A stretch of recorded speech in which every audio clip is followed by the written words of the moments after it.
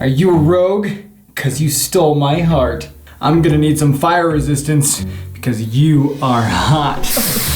Are those natural 20s? Oh my god. Okay, I'm done. This year is gonna be a great one for video games. We got Starfield, Hogwarts Legacy, and a new fully open world Pokemon game, just to name a few. But somehow, the game I've been most excited for has been Tiny Tina's Wonderland, a spin-off game from the massively successful Borderlands series. Why? Well, first of all, I'm a huge fan of the Borderlands games. I love the humor and the playstyle of those games. But another reason is because the game is heavily inspired by Dungeons and Dragons. Okay, for a bit of context, in Borderlands 2, they introduced a DLC called Tiny Tina's Assault on Dragon Keep, which follows your character playing a game of bunkers and badasses with crowd favorite NPC Tiny Tina. She is your game master as you play an entirely different game within the game. Talk about meta. That DLC was such a success that they created a whole new full-length game based on the concept, one that I readily threw my money at as soon as I could. But why?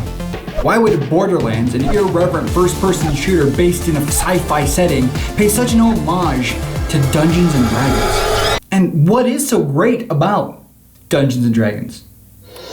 Well, today we're going to talk about the origins of Dungeons & Dragons and its impact it's had on games. Since it's a pretty long and, I think, interesting story, I'm going to focus mostly on the origin of Dungeons & Dragons, but don't you worry, because as you'll soon see, the inception of Dungeons & Dragons is in fact the inception of games as we know it.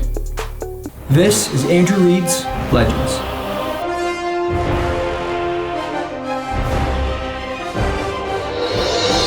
Once upon a time, in a land far, far away, Lake Geneva, Wisconsin, to be specific, there lived a man named Ernest Gary Gygax. I'm gonna stop with this voice now. You're welcome. Gary Gygax, as he liked to be called, was a relatable person. Like you, like I. He wasn't a fan of school because it was so boring. He instead opted to explore Oak Hill Sanatorium, the local asylum that was right by the lake, as most of us cannot relate to. As time went on, he developed a passion for an interesting hobby: war games. Okay, so here's an incredibly brief history of war games. In the 8th century, there was this game called chess. It was moderately successful. Okay, then skipping ahead a bit, in 1913, H.G. Wells, yes, that H.G. Wells, published a book called Little Wars. Well, okay, its full title is,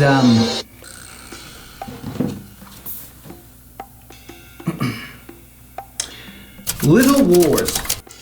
A game for boys from 12 years of age to 150, and for that more intelligent sort of girl who likes boys' games and books.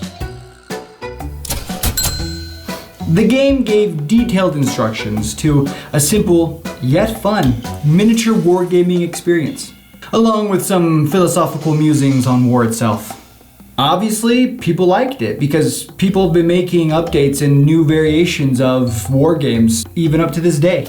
Personally, I'm still waiting on the update for chess, and don't talk to me about 5D chess, my brain. What about laser chess? That sounds fun. Hit me up about laser chess. Okay, returning back to Gygax, part of the reason he loved war games was because of the element of chance. He liked how you couldn't just do things. You had to roll to see how successful or unsuccessful those things you tried to do were. He was a risk taker, both in games and also in his personal work, which wasn't super helpful when he worked for an insurance company. People didn't like him there that much. Being a risk taker, he liked to tinker with the games that he played and mess around, fidget with some of the rules. One of the first things he tinkered with happened to be one of the most fundamental things in most war games: the dice. Most games used 2 6-sided dice, which he didn't think was random enough. He disliked the bell curve effect, which made 2s and 12s incredibly uncommon, while 6s, 7s, and 8s incredibly common. So eventually he decided to change things up by using a 20-sided die to make all possibilities equal. That's just one of the tweaks he made on his favorite games, and he soon developed friends as he tested out his new creations and inventions. This eventually led him to rent Horticultural Hall in Lake Geneva in 1968, unofficially organizing the very first Lake Geneva Convention, or shortened to Gen Con. Gen Con expanded his circle of friends even more, bringing people from all over the US and Canada into Wisconsin so that they could play and strategize together. This new expanded circle of friends led him to discovering a new game called Siege of Bodenberg, a medieval-style war game, along with some 4 pages of tweaks from his friend Jeff Perrin. Gygax took these 4 pages and expanded them to 16 pages and a whole game of his own he called Chainmail. Chainmail. Yeah, we haven't entered the dungeon yet. Chainmail stood out because it took single figures, which generally in most war games represented 10 or 20 units, and made it instead represent one unique person who was called a hero or superhero. Being a tinkerer, Gygax even added some supplementary rules to his own game, experimenting with fantasy features and modifications, greatly inspired by the literary classic we all know and love, Conan the Barbarian. Yeah, apparently Gygax wasn't a huge Lord of the Rings fan. It's okay. No one's perfect. He began publishing Chainmail, Rules for Medieval Miniatures in 1971, selling for $3 a book. It did well. Not Microsoft well, but it did well enough for him to look at it and think, maybe I have a future in this game designing business. Enter the other guy credited with creating Dungeons & Dragons, Dave Arneson. Arneson, who was 21 at the time, had met Gygax before the birth of Chainmail.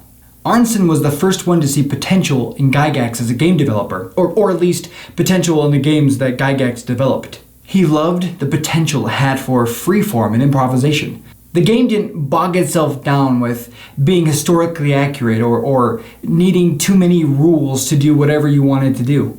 And also, you could be the character that you were playing. All this meant he and his gaming group were able to take their party wherever they wanted. So they took it where it was always meant to be. To the dungeon. And not in a weird way.